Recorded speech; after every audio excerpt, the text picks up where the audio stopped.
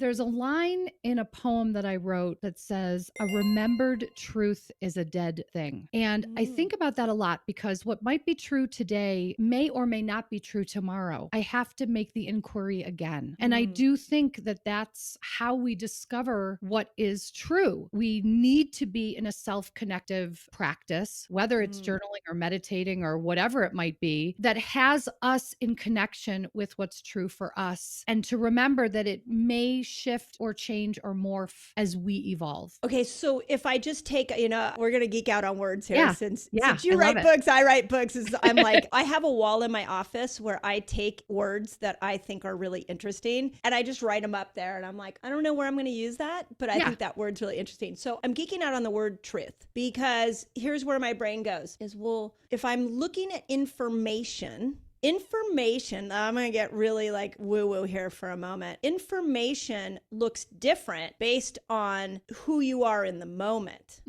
And I'm not even sure that this reality is always the same reality. There are like, infinite numbers of reality of the person called Mindy Pelz. Right. So I have my perception that I'm using when I'm looking at the fabric of my life, of that who I am. I can only look at things through the lens of who I am. And the fact that reality is a moving target. So what really is truth? Yeah. And I think that what's important here too is to distinguish the difference between fact and truth. Yeah. Ooh, good. Go for it. I think because somewhere between fact and fiction is truth.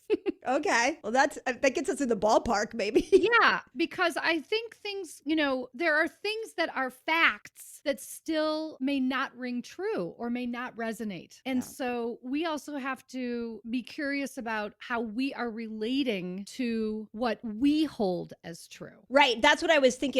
So truth in this scenario, and in the scenario that I want to like morph this conversation into around change, is truth would mean being congruent with yourself. Yeah. Yeah. So what I just heard is that there was somewhere along your marriage, you were not being congruent with the soul that we call Nancy. Exactly. Yes. And so if we were to take that, you're not being truthful and congruent to yourself. Is that inner knowing have a quality to it? Like you're tense all the time. You're quick to react. You're not sleeping. You're people pleasing. Like all of those symptoms of not being truthful to your own soul's journey? Check.